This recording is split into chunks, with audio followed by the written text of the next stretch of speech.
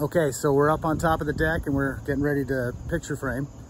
And for the edge of the deck, so I've got my main post here and the main post here. And then you'll notice I've got this blocking in here. And the reason for this blocking is the outer picture frame on this side is going to come in. It's going to end about here. And then the other deck boards, the composite deck boards, are going to come along this way, and they're going to end and be cut nicely and uniformly against the edge of the part hanging out. And if this blocking wasn't here, they'd be kind of completely unsupported. They'd be cantilevered off of this, and the other piece would be off of that. And as soon as you walked up to the edge and put any weight here, you could crack this composite. You unlikely would cause any problem with these deck boards, the ones running this way, but the one here, you could very easily crack it. And so that's what this board is in here for support. And it's just a 2x6 that cut in and happened to fit nicely between the joists. I didn't have to rip it or anything. And so as we walk over to the other side, got the same kind of thing. On this one, unfortunately, I had to cut a corner out there because my bracket was a little high. But again, the same kind of thing. It's trimmed in. We're just about ready to start rolling the decking on. I've got the butyl tape on the joists all the way down. That back rim joist, I'll throw the butyl tape on top of that when after I've thrown a piece of decking on that I can use as a standing surface so I don't tip over and fall to my death. And then that little spot right there, we'll get a second piece of butyl tape. And preparation for doing the picture framing for the deck itself. I've got the all of the butyl tape is in place, and then I've just thrown these deck boards up. I cut one end off. I did a finish cut on that end, and I've thrown these deck boards up here. They're not mounted, they're just there so I have a walking surface. And then this end hangs off. I'll be cutting that at the very end. Well, not the very end, but near the very end. And for now, what I've got is you'll notice each of the deck boards has a little cut in it. These are the normal deck boards. These are designed for a hidden fastener clip to go in. But the end board, I don't want that. That's ugly. So you get a bullnose board, which is what we have here. So we've got this composite deck board with a bullnose on each side. Now, got a miter cut here. It's cut to the appropriate length. It's like a 1/4 inch less than 20 feet. Well, you see I've got my 45-degree miter cuts on each end. Now I threw it up here and set it up here in kind of a reverse fashion here so that I can take some measurements, but I took the measurements correctly and appropriately for the posts. So you'll see I've got a little cutout, and this comes in 3 inches. And it's like 3.5 inches across here to make room for the post, but we're only coming in 3 inches from this side, and that'll give me 2.5 inches here, which gives me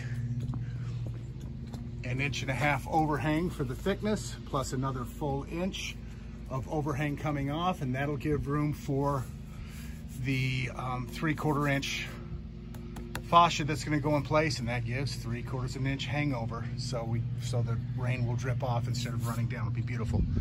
And you'll see I've got each one of the posts has been marked for cutout, and there's one, and there's the last one. You'll notice I come in a little bit, so I'm not just ending on the angle there, I'm cutting in. So each one of these, I'll be cutting these out with my battery powered jigsaw. Once I get them squared and cut, then I can throw this up here and screw it in place. One thing I forgot to mention is before I put this up, I'm going to drill some pilot holes around each post based upon where the main joist is. So it's offset to here on that side and there on that side. And I'm coming in 3/4 inch from this edge because it's 1.5 inch thick joist. And I'm coming in 1 3/4 inches this way. That puts it dead center on that lockdown thing. And then I'm going 3 3/4 inches up to that post along this same line. So I've got them here and here and here. It's kind of hard to see. I haven't drilled the pilot holes yet, and I'm using a special bit to drill the pilot holes. I bought a countersink drill bit set because it was cheaper to buy the whole set than to buy a single one. What I need is a 9/64" countersunk bit. And this bit, you'll notice it's got a taper. See that taper? And I'm gonna use that to pre-drill a pilot hole in each one of the marked locations here, into which my decking screw, my composite decking screw that we discussed in the previous video, will go in and sit in. And once I have those decking screws all in place, I'll put them in here at this level, just a little bit in. And then when I lift the entire thing up there, once I set it into place, it's very, very easy to very quickly screw them down and lock them in. So, and in case I was unclear when I talked about the countersink bit, so just so we understand what I'm doing here, a countersink bit, I'm using it because of the taper.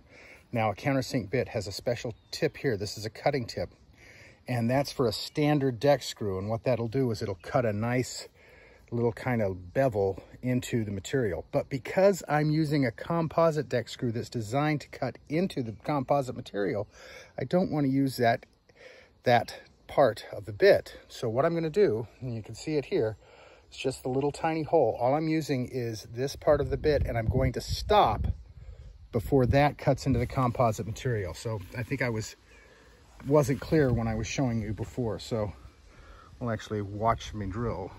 So just very simple.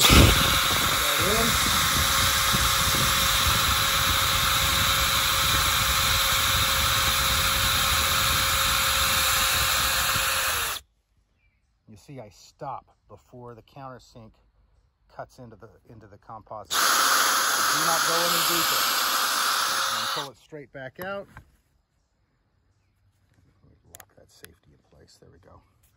And that way we have a nice hole without tearing up the deck. So the composite deck screw will lock in really nicely without excess material being removed. These are in all the way down the line. And kind of the reason I'm doing this in steps is Tanya's busy at the moment, so I don't have anybody to hold the camera while I do the work. So I'm kind of doing both jobs right now. So they're in here, and they're just barely in. See, they're not coming through the bottom at all. And the reason for that is if they come through the bottom, then they'll stick when I throw it up. So there we go. And you'll notice they're not all of them. I only did the ones by the boards or by the posts, just so I can lock it in place. Once this is locked in place, then I can go re-drill fresh pilot holes and put the rest of the screws in. So now I got to throw that thing up there by myself. Gonna be fun. 20 feet of composite material it's not that it's super heavy, but it's very bendy. It flexes quite a bit, so it's a lot of fun.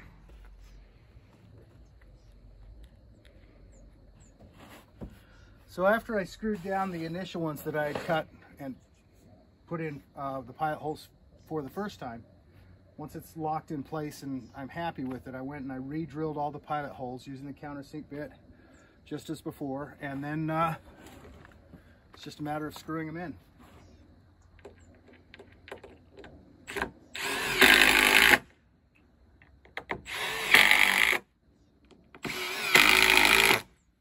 We'll continue on until this is completely in, and then we'll put the next board in.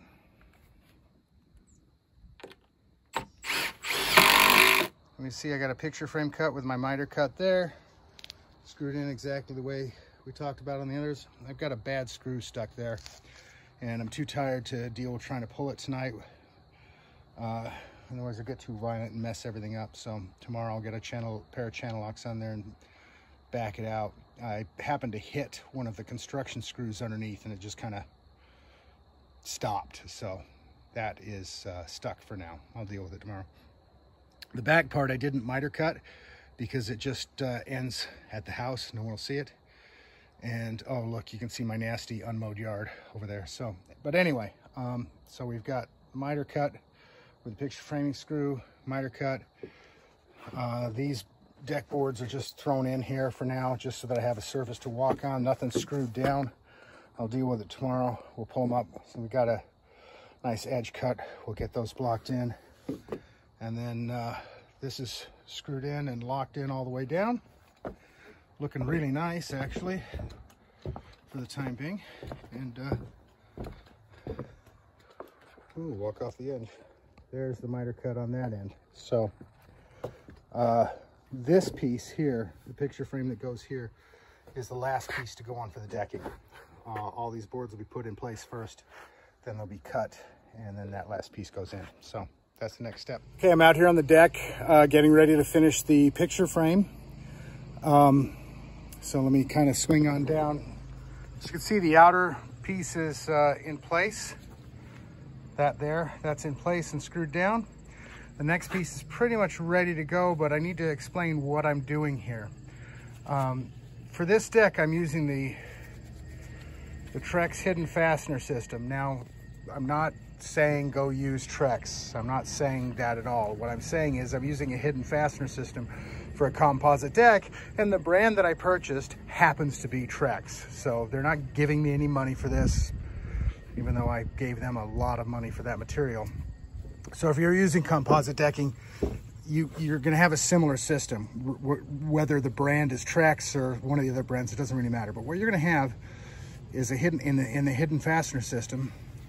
These fasteners are designed to go in between the boards, and they lock in and they hold the board down, and then you screw down through the gap between the boards. Gives you a very, very nice look. Unfortunately, you can't do that with the edge because there's no cut. It's a bull nose, the same for there and there, and that's why you'll see these color matched screws are in place. So I'm getting ready to put this next piece in, and even though this has a cut here for the hidden fastener, I can't put a hidden fastener in here simply because that piece has a bull nose, but I'm going to want a hidden fastener here. So what I'm doing, one of the nice things about the hidden fastener system is they guarantee a uniform gap between your pieces. So I've pre-notched this board. You can see I've cut my notches for my support posts. I've pre-notched it, and I'm going to hold it in place tightly, and I'm going to use the hidden fastener. I'm just going to set it in there for now to hold it in place, and then I'm going to actually run a pilot hole through here and put one of these screws into the underlying joist, and I'll be doing that all the way down. So these hidden fasteners here and up on, lost one, up on this end are simply to ensure my spacing, and I'm also going to use it on this end to ensure the proper gap between the edge of the board and the picture frame. So I will be using my fancy pilot hole drill to drill. I won't be able to demonstrate it because I'm the only person with the camera out here, and it takes two hands. One thing I do want to show is this particular brand of colored screws. I am going to recommend them simply because I'm very happy with them. They're not giving me money either. I've paid for all my materials. So this color match screw here, it's a really nice screw, comes with a driver, even though the driver is always garbage. Whenever you buy screws that come with a driver, they're always garbage. You always got to spend money and buy your own bit. And I've got it's buried in there, I've got a Bosch bit. But one of the cool things about this is the lid. Oh, wow, what's so fancy about the lid? It's got holes in it, big deal, right? Well, no, not really. It's kind of a cool deal. See the gaps there? Those are designed to go around a truss. Yay, or excuse me, a joist. And more to the point, they're designed to go on the board right there, around the joist. So they hang down on each side of the joist, they fit in between the cracks, and they give you a guide to drill pilot holes. If you're at a 45-degree angle, they give you ends there and there. What I'm going to be doing is single screws here and here. I'm not going to actually use this hole. I'm only going to screw on this side for this particular piece because this side's going to get a hidden fastener. There's no point in a second screw, but I'll be using this on each and every joist so that my screws line up and look good. And it's all about looking good. You take the time to do the job right, and you get a really nice finish. So anyway, that's where we're at. I'm going to go start drilling and screwing. So I've got the first line in. Can you run a shot down there? So I got that one in, and I've been putting in the other boards. It's working out really well. The hidden fasteners work great. One of the tricks that you're going to want when you put these in is you get a piece of scrap, because composite material is flexible, and it's not only flexible up and down, it flexes side to side. So once you get your one corner in, you get that end in, or that end, depending on which end you start. You get it in, use the gap, just like I explained, use one of these to make the gap. And then you've got to put in the screws and screw it in lengthwise up tight against the screw for the one before it. The problem is sometimes they'll flex side to side, which it doesn't seem like it will flex like that way, but the material can actually flex this way. So the scrap board is to press up against the board and push it to lock it in place and hold it tightly and snugly up against the gap for the fastener, so that you can then get another fastener in and screw it down. That's what this is for. And sometimes you got to beat on it with a hammer a little bit to get it to move. Just when you do that and you're forcing it in, make sure that the lip of the fastener beforehand, make sure that that lip is in place and not caught on the bottom or on the top, because if it's caught, it's going to jam. And that's what the little screwdriver is for. Anyway, I'm going to continue along with this, kind of going along, getting them all in place. But as you can see, we almost have a deck. The last board in, you'll see there's a bunch of little shreds everywhere. That's from drilling the pilot holes for these screws here. I've got my hidden fasteners all the way across. Now, the hidden fasteners, I've left them loose. You don't tighten them up actually until you're 3 boards in. So my last 3 sets of hidden fasteners all the way across need to be tightened. But this last board is in, pretty happy. So tightening up the hidden fasteners is not really that difficult. Take a bit, you got to use one of these square bits and just set it in tight, and just, and that's all it takes to tighten them up. And I'll continue that down the length of that, and then we'll get all the boards. And so the deck is pretty much done. Now up here on this end, to picture frame this end, I'm going to drop a chalk line across here after taking the board that's got the 45-degree miter cut. I'll take that, cut it to length, lay it in, lay it right across here so it's matched up exactly where it's going to be, and that'll give me my cut line. And then I can just take a skill saw, set it very shallow, and just cut straight across. I'll get a perfectly straight line. That final board will come in, I'll have my gap, it's going to be beautiful. So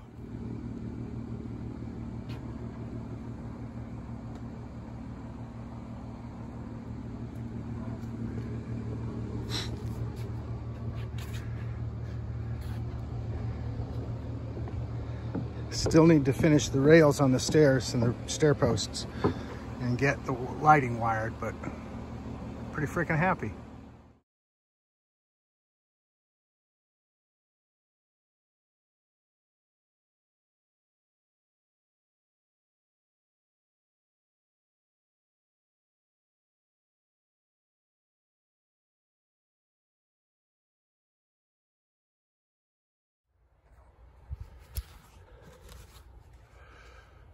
Hey, okay, so pretty much done. We got the decking in, the picture framing came out real nice. Got the rails on. All that's pretty much left is fascia and a little bit of caulk in certain areas. So I'm gonna try and do this without tipping over. So there you see the picture frame on the deck itself. And kind of come on up here, take a look at the deck. There's my silly dog. She's a good shop dog, good helper. So we come along, and I still got to put a sleeve on that. But then we got the steps going down, got the beautiful railing in, the black balusters, and yeah. So been a hell of a lot of project, been a lot of work. I still have some fascia, some trim to put up here, just for looks, but in terms of structure and being able to use the deck, it's complete. I'll be calling the building inspector next week and have him come out. Thanks for watching.